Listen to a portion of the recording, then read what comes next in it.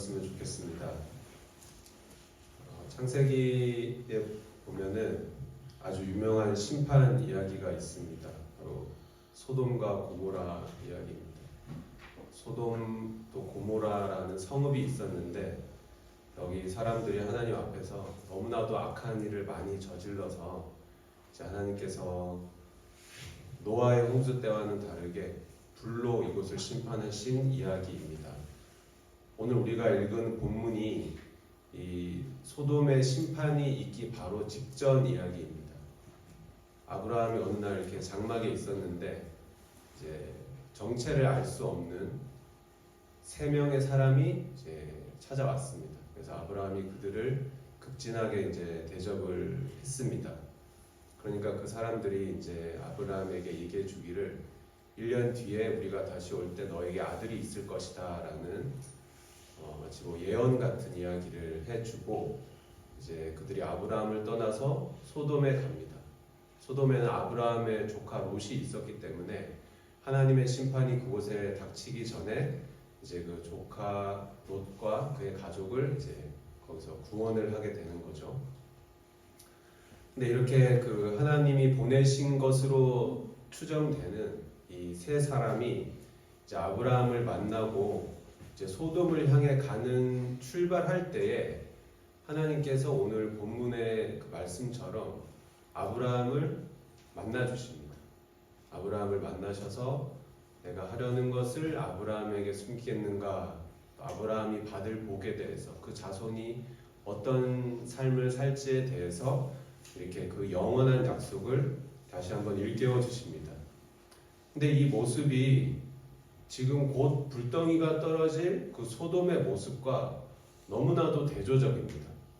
그렇지 않습니까? 마치 이 구조상 지금 소돔이라는 그 성읍은 내일이면은 다 파괴되고 없어질 그런 심판받을 족속들인데 하나님께서 그 직전에 굳이 아브라함을 다시 만나주시고 너의 백성은 영원히 복을 받고 네 후손들은 복의 복이 될 거다. 이런 귀한 말씀을 주셨다는 게 이 두 백성이 너무나도 대조를 이루고 정말로 극명한 그 운명의 차이를 보여주고 있습니다. 그래서 오늘은 이 두 백성이 보여주는 차이점을 통해서 하나님의 역사와 또 구원하심에 대해서 한번 생각을 해봤으면 좋겠습니다. 먼저 17절 말씀 우리 다시 한 번만 읽어볼까요? 네, 오늘 말씀 중에 16장 16장이 아니죠? 네, 어쨌든 17절 말씀. 네, 괜찮습니다. 17절 말씀을 우리 한번 읽어보겠습니다. 시작. 여호와께서 이르시되 내가 하려는 것을 아브라함에게 숨기겠느냐. 네, 참 놀라운 말씀 아닙니까? 하나님께서 이 세상을 창조하신 하나님께서 한 인간에게 대하여 내가 하려는 걸 이 아브라함에게 어떻게 숨기겠느냐라는 말씀을 주십니다. 너무나 대비됩니다. 소돔 사람들은 지금 내일이면 불덩이가 떨어질 지경인데 자신들에게 일어날 일을 전혀 모르고 있습니다. 근데 아브라함에게는 하나님이 어떻게 대하시죠? 너에게 내가 어떻게 내 하려는 일을 숨기겠니? 너뿐만이 아니라 너의 미래의 모든 자손들까지 복을 받을 거다. 의를 행하고 공도를 행하여서 영원한 복을 받게 될 것이다 라는 것을 알려주고 계십니다. 예전에 이 말씀을 읽으면은 진짜 아브라함은 대단한 사람이구나. 진짜로 레벨이 다르구나. 그렇게 생각했습니다. 왜냐하면 어떻게 하나님께서 얼마나 이 아브라함을 아끼시면은 내가 하려는 일을 아브라함에게 숨기겠느냐라는 말씀까지 하실까라고 그렇게 생각을 했던 것 같습니다. 근데 생각해보면 우리도 중요한 일을 앞두고 하나님께 뜻을 구할 때가 많이 있습니다. 인생에서 큰 전환점을 만날 때, 또 우리가 다 경험했지만 입시 치를 때, 뭐 진로를 선택하거나 또 뭐 취직할 때, 또 배우자를 이렇게 놓고 기도할 때 하나님께 열심히 기도합니다. 하나님 뜻을 구합니다. 하나님 알려주십시오. 이 사람이 배우자가 맞는지 누군지 하나님 하나님의 뜻을 알기를 원합니다라고 기도를 많이 합니다. 이렇게 기도할 때 우리의 가지는 기대가 무엇입니까? 오늘 말씀에 있는 것처럼 그래 내가 어떻게 내 하려는 거를 너에게 숨기겠니? 그 사람은 아니다 이렇게 말씀해 주시든지 이 직장으로 가라 아니면 이 전공을 선택해라 이렇게 시원하게 말씀을 다 해주셨으면 좋을 것 같습니다. 그런데 우리가 다 경험한 것처럼 하나님께서 이렇게 속 시원하게 딱딱 응답해 주시는 경우는 잘 없습니다. 있는 경우도 물론 있지만은 그런 체험을 우리가 쉽게 할 수가 없습니다. 아브라함에게는 다 알려주셨으면서 그죠? 소돔이라는 동네는 아브라함이 사는 동네도 아니고 아브라함의 조카가 사는 동네인데 그 동네에 재앙이 일어날 것까지 다 알려주셨으면서 왜 우리에게는 오늘날 이렇게 인생에 중요한 일이 있을 때 내가 꼭 하나님의 뜻을 알아야 될 때 하나님이 왜 우리에게는 잘 안 알려주실까요? 우리가 생각하기를 아브라함에게는 다 알려주시고 우리에게는 그런 일이 없다라고 생각할 수 있지만은 하나님께서 아브라함에게는 조금 특별한 방법으로 말씀을 해주신 것이고 오늘날 우리에게는 기록된 말씀을 통해서 하나님의 뜻을 보여주십니다. 우리가 아브라함이 대단한 사람이라고 생각하지만은 한번 비교를 해보면은 아브라함이 우리처럼 아침 저녁으로 하나님의 말씀을 읽을 수 있었을까요? 성경이 없었습니다. 창세기 전체를 이렇게 놓고 보면은 하나님이 아브라함을 만나주신 횟수가 여러 번 있는데 그걸 이 아브라함 일대기를 다 놓고 보면은 거의 10년에 한 번씩입니다. 그러니까 우리는 지금 보기에 아브라함은 하나님과 대면하고 그 뜻을 이렇게 직접 들은 사람이다라고 부러워하지만은 우리는 아침 저녁으로 아브라함과는 비교도 안 되는 더 많은 하나님의 뜻을 이미 다 접하고 있습니다. 다 읽고 있습니다. 그래서 우리가 아브라함을 부러워할 일이 아니라는 것입니다. 아브라함이 요한복음 3장 16절 이런 거를 몰랐죠. 요한계시록에 나오는 그 하늘에서 드려지는 정말로 그 천상의 예배 장면 이런 것들 아브라함은 몰랐습니다. 그럼 우리는 왜 충분히 이렇게 말씀이 그럼 주어졌는데도 하나님의 뜻과 계획을 잘 모른다고 우리가 느낄까요? 왜 일만 있으면 하나님 좀 알려주십시오라고 우리가 매달리게 될까요? 먼저 우리가 하나님의 이 충분히 주어진 말씀을 보고 들어도 깨닫지 못하는 경우가 대부분입니다. 우리 교회가 이제 말씀 연초에 많이 읽는 것을 이제 하고 있는데 저도 하루에 얼마씩 이제 정해놓고 읽고 있습니다. 아침에 아이들 학교 보내놓고 집에 오면 이제 조용하니까 그때 말씀을 읽는데 내가 정해놓은 이 분량만큼 빨리 읽어내야지라는 생각이 좀 앞서다 보면은 어느 순간 이렇게 읽고는 있는데 그냥 글씨만 읽고 있는 경우가 많습니다. 그죠? 말씀이 내 앞에 있고 내가 그걸 볼 수 있고 이해할 수 있는데 그냥 그 말씀들이 다 그냥 지나가 버리는 것이죠. 흘러가는 것이죠. 그래서 복음서를 보면은 예수님께서 아주 재미있는 비유를 해주셨습니다. 말씀이 이 씨앗이 뿌려지는데 여러 이 사람에게 뿌려지는데 어떤 사람은 그게 뿌려졌는데 사탄이 와서 가져가 버리고 어떤 사람은 뭐 새가 쪼아 먹고 이 경우가 다 예수님께서 말씀하시기를 말씀은 들어오지만은 근심과 걱정과 뭐 욕심 때문에 날아가고 사탄이 가져가고 믿음이 약해서 가져가 버리고 말씀이 분명히 주어지고 우리 눈 속에 계속 읽히고 있는데도 우리가 그거를 깨달아 아는 능력이 없다라는 것입니다. 또 우리가 하나님의 말씀을 듣고도 못 깨닫는 큰 이유가 있습니다. 바로 우리가 하나님의 뜻을 구한다라고 하면서 하나님의 뜻대로 행할 마음은 없는 경우가 많이 있습니다. 이것이 핵심적인 문제일 수가 있는데요.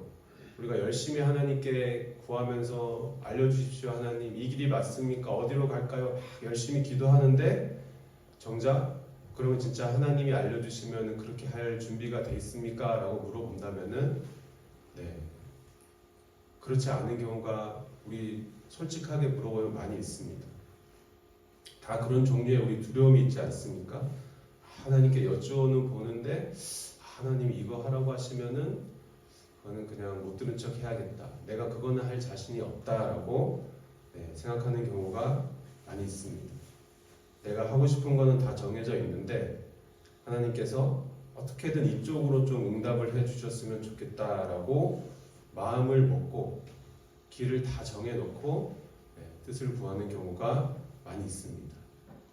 너무나 부끄럽지만은 네, 우리가 하나님께 점쟁이 역할을 원하는 것이죠. 내가 원하는 바는 이것이니까 하나님 어디로 가면 되는지만 알려주십시오. 그리고 내가 여기로 가는 길에 있어서 어려움이 있다면 그건 하나님이 조금 해결해 주시면 좋겠습니다 라는 마음으로 하나님의 뜻을 구하게 되니까 수많은 말씀이 우리에게 쏟아지고 주어지고 있는데도 우리가 하나님의 뜻을 잘 모를 때가 많습니다. 솔직하게 설교문을 쓰면서 이건 지금 내 얘기를 쓰고 있는 건가 이런 생각이 진짜로 들었습니다. 너무나 찔리고 부끄럽고 그랬습니다. 그래서 우리가 꼭 기억해야 할 것이 있습니다. 좀 말씀처럼 하나님께서 내가 하려는 일을 아브라함에게 숨기겠느냐.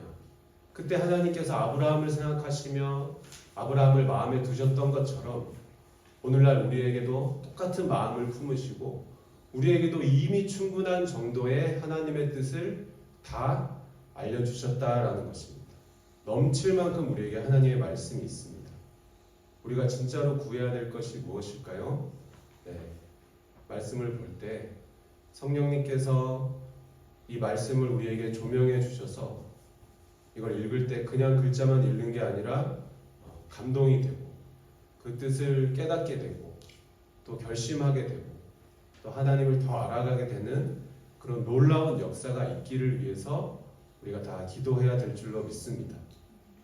그래서 우리가 매일 삶 속에서 이 귀한 말씀 읽을 때에 이런 말씀도 있었고요. 이건 진짜 처음 보는 말씀이다. 이게 감동이 있고 또 이런 말씀 있는 거 보니까 하나님의 뜻이 이건 이렇구나라고 깨닫게 되는 그런 놀라운 역사가 우리에게 있기를 원합니다. 또 이 두 백성 사이에 또 다른 큰 차이점이 있습니다. 우리 18절, 19절 말씀을 한번 18절 먼저 읽어보겠습니다. 시작. 아브라함은 강대한 나라가 되고 숫자 많이는 그로 말미암아 복을 받게 될 것이 아니냐.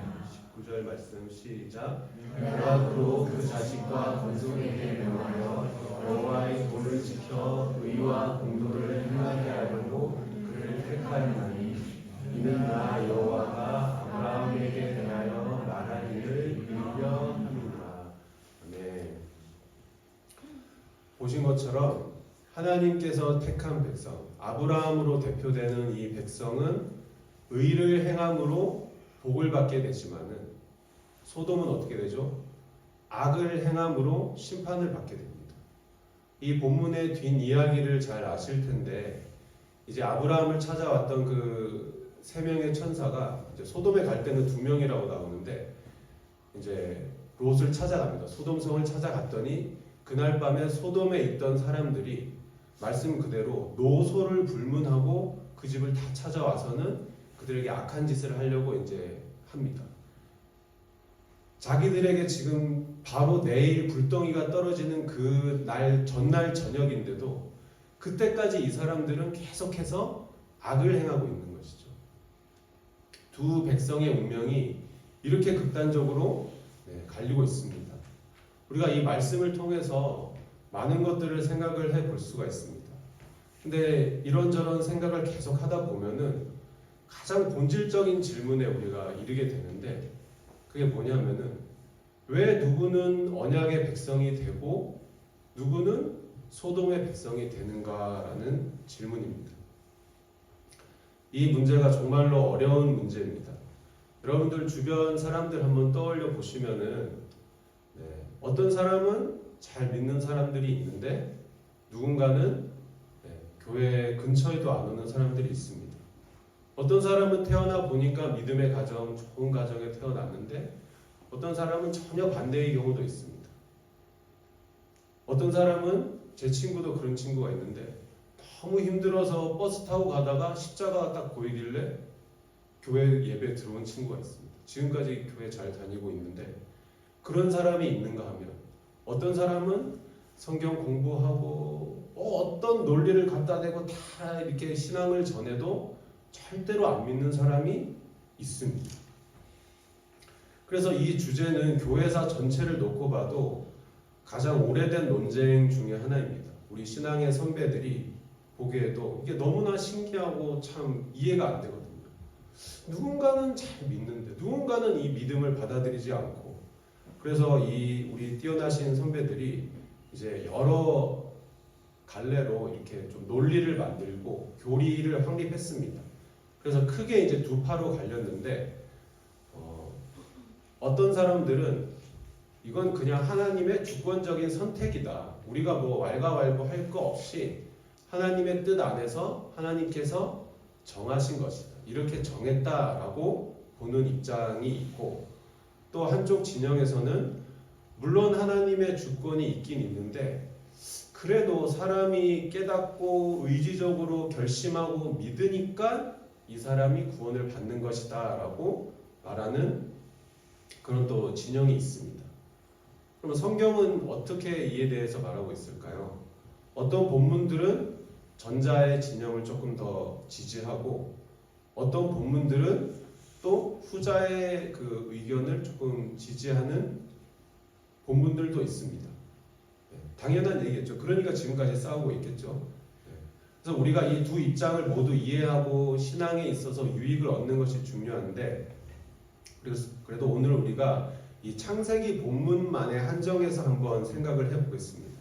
오늘 이 말씀 본문이 이 언약 안에 있는 하나님의 백성들에 대해서 말하고 있는 것은 하나님께서 전적으로 하나님의 뜻과 계획으로 이 언약 백성들을 선택하셨다라는 것입니다. 그러니까 하나님이 베푸신 은혜라는 것이죠. 오늘 말씀에 하나님께서 아브라함을 택하시면서 말씀하시기를 네가 잘해서 너의 자손들도 의와 공도를 행하게 하면은 내가 너의 자손에게까지 강대한 나라가 되고 복을 주겠다라고 분명히 말씀하셨습니다. 근데 우리가 잘 알지만은 아직 이삭도 태어나기 전입니다. 미래의 수많은 자손들이 아직 아브라함의 자손들이 태어나지도 않은 이 시점에서 하나님께서는 이미 너의 그 모든 후손들이 다 의를 행함으로 복을 받게 될 거다. 언약 백성이 될 거라는 사실을 지금 이 순간에 미리 다 선포하시고 확정하셨습니다. 다시 말해서 우리가 구원받게 되고 우리가 하나님 믿게 된 것은 우리의 행위나 어떤 성취에 기반한 것이 아니라는 사실입니다. 적어도 오늘 본문은 우리가 하나님을 믿고 구원받는 것은 온전히 하나님의 사랑과 은혜로 우리에게 주어진 것이다 라고 말하고 있습니다. 아니 그러면은 이 은혜에 이 선택에 들지 못한 사람은 너무 억울한 게 아닙니까? 사람들이 어떤 뭐 노력이나 의견은 물어보지도 않고 그냥 하나님께서 정하셨다면은 너무 억울하지 않을까요? 그렇게 생각할 수 있습니다.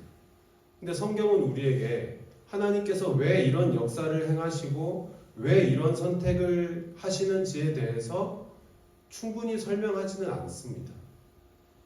유명한 질문이 있죠.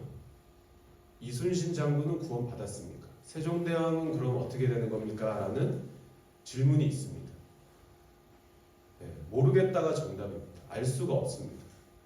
근데 다만 한 가지는 확실합니다. 이순신 장군이 구원받았는지 못 받았는지는 모르겠지만은 내가 지금 하나님을 알게 되고 하나님 사랑하게 되고 믿고 있는 것은 나 또한 나의 노력이나 어떤 성취로 이것을 내가 얻은 것이 아니라는 사실입니다. 찬송가 유명한 찬송가 있지 않습니까? 310장 하나님의 은혜로 이 쓸데없는 자 왜 구속하여 주는지 나는 알 수 없도다. 정말로 알 수가 없습니다. 그래서 이 은혜를 우리가 진정으로 깨닫고 정말로 이 안에 있는 사람들이 보이는 특징이 있습니다. 정말로 이 진리를 제대로 알고 있다면 어떤 특징을 보이겠습니까? 바로 겸손할 수밖에 없습니다.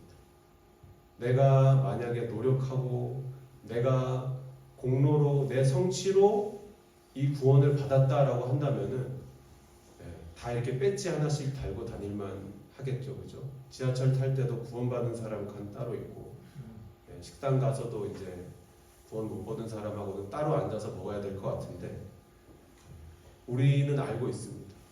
우리에게는 전혀 이런 은혜를 받을 만한 어떤 이 건덕지도 없다는 사실을 알고 있기 때문에, 그런데 이 구원이 우리에게 주어졌다는 사실이 너무나 놀랍기 때문에 우리는 겸손할 수밖에 없는 것이죠.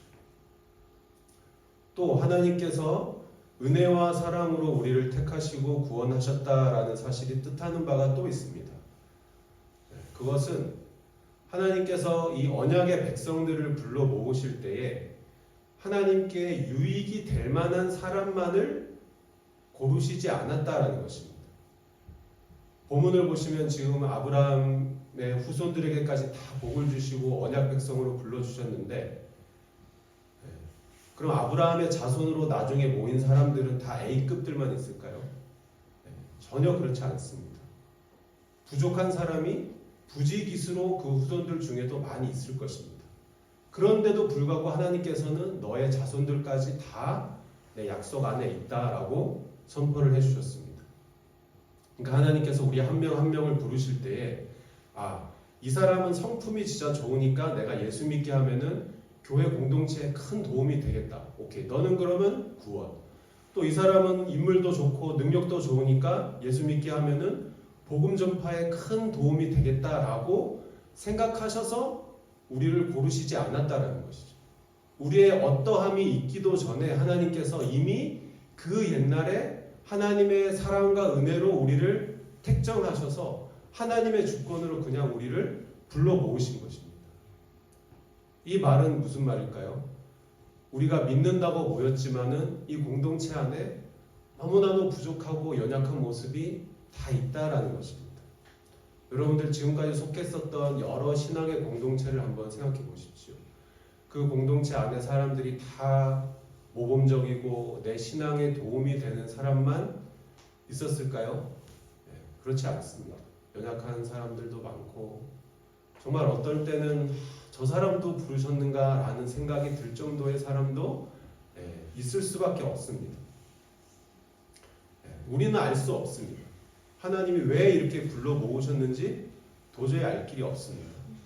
하지만은 우리가 다 부족하지만은 은혜로 모였으니까 서로 부대끼면서 또 때로는 상처도 주지만 그 안에서 서로 이렇게 성장하는 것이 우리의 공동체다라는 것을 우리가 인정할 수밖에 없습니다. 이렇게 구원을 완성해 가는 것이 우리 언약 백성입니다. 또 한 가지, 주님께서 은혜로 우리를 부르셨다는 것이 의미하는 바가 있습니다. 그것은 우리의 구원이 우리가 착한 행실로 덕을 쌓고 우리의 행위로 얻어진 결과가 아니기 때문에 이 언약은 절대로 바뀌지 않습니다. 변개되지 않습니다. 만약에 하나님께서 우리를 다 불러 모아 놓으시고 너희들 하는 거 봐서 마지막에 내가 구원할지 말지 정하겠다 한다면은 우리에게 평안이 없습니다. 그죠?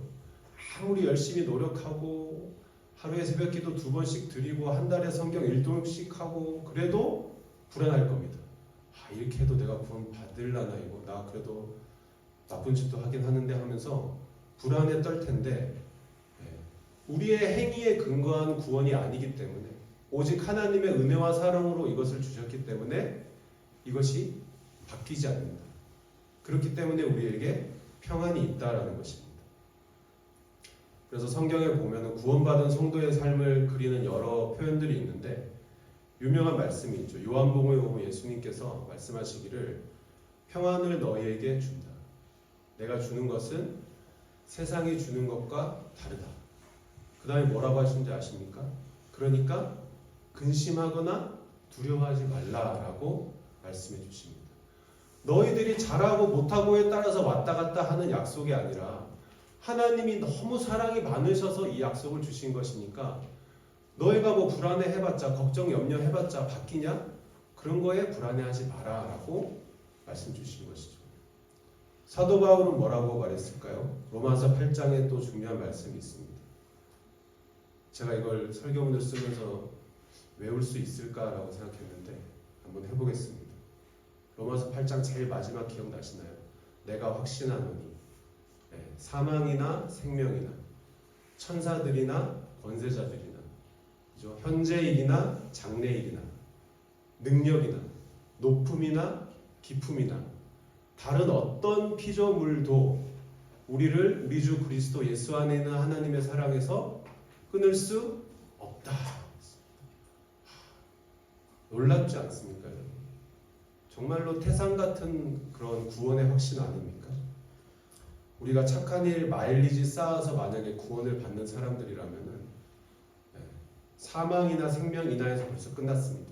그죠? 우리가 그런 사람들이라면은 천사들이나 권세자들이나 누구나 다 우리를 하나님의 사랑에서 끄집어낼 수가 있습니다. 근데 우리가 노력해서 얻은 게 아니기 때문에 그 어떤 피조물도 우리를 이 사랑에서 끊을 수 없다라고 선포하고 있는 것입니다. 말씀드린 대로 이 주제가 조금 논쟁적입니다. 우리가 오늘은 이 창세기 본문을 통해서 봤지만은 다른 쪽으로 보면은 또 다른 뜻이 있을 수가 있습니다. 그래서 오늘 이런 이제 말씀을 누군가가 듣는다면은 이런 비판이 있습니다. 어떻게 비판하냐면은 그러면 하나님께서 무조건적으로 우리의 하는 것하고는 상관없이 우리를 택하셨으니까 그러니까 이렇게 믿는 사람들의 삶이 형편없는 것 아니냐. 우리 한국교회 비판할 때 그런 말이 자주 나오지 않습니까? 천국행 티켓을 따 놓아서 사람들의 삶이 전혀 따라주질 않는다라는 그런 이야기를 많이 합니다.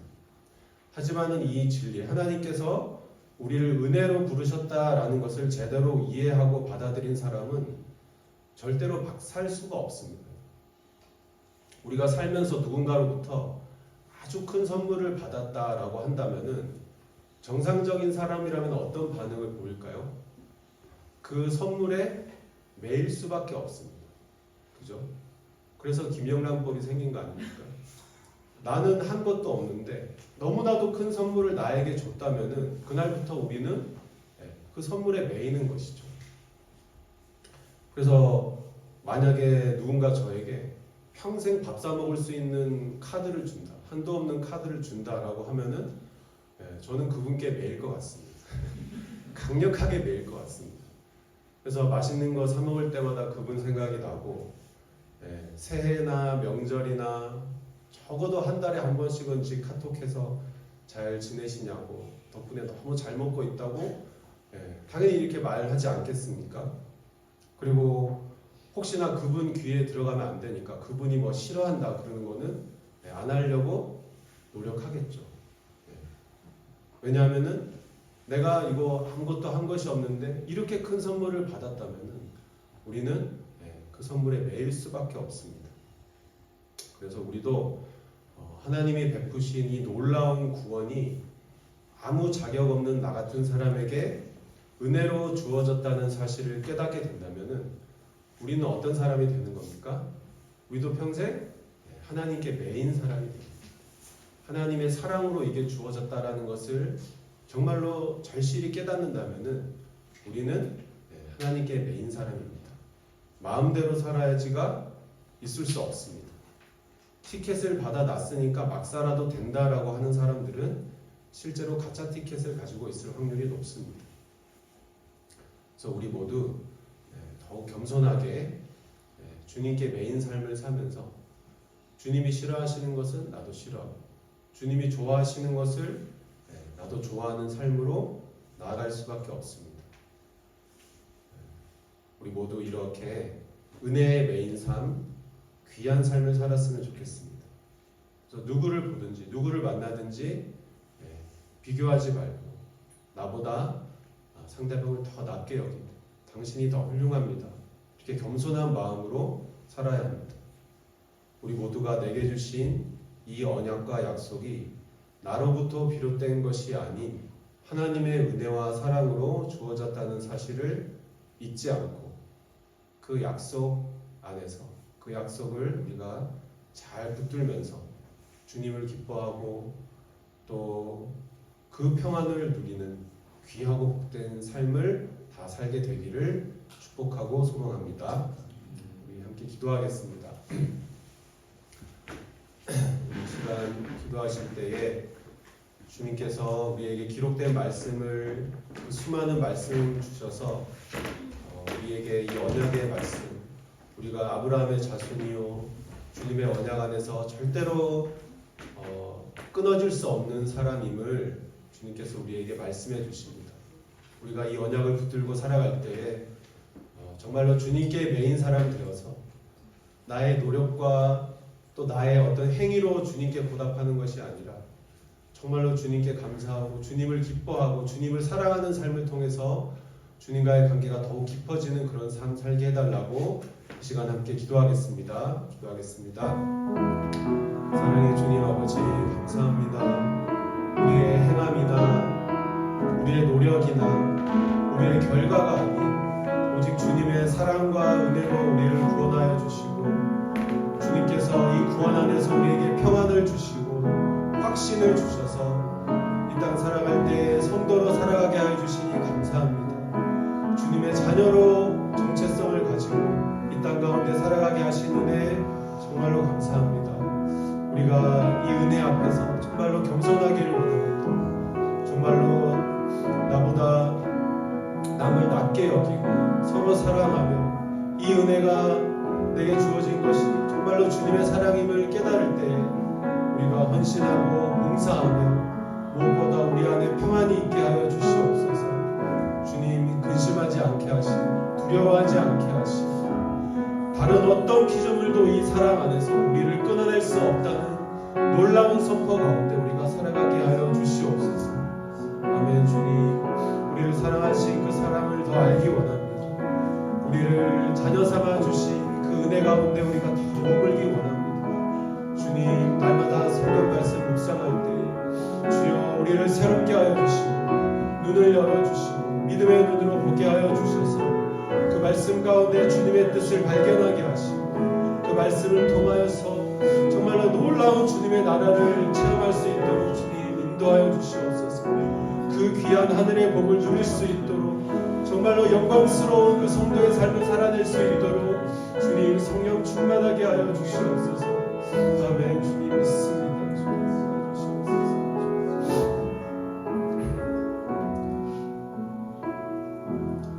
사랑의 주님 감사합니다. 우리가 아직 태어나기도 전에 우리가 선악간에 어떤 행위를 하기도 전에 주님께서 우리를 예정하여 주시고 택정하여 주셔서 이 귀한 언약 안에 우리를 초대해 주시고 은혜와 사랑을 베풀어 주신 감사합니다. 우리가 이 땅에 살아갈 때 여전히 부족하고 또 우리 가운데 의심이 많고 연약함을 갖고 있지만 이 은혜와 사랑을 날마다 깨달아 알게 하시고 더 주님 사랑하며 더 겸손하게 주님의 자녀로 이 땅 가운데 살아가게 하여 주시옵소서. 모든 말씀 예수님의 이름으로 기도합니다.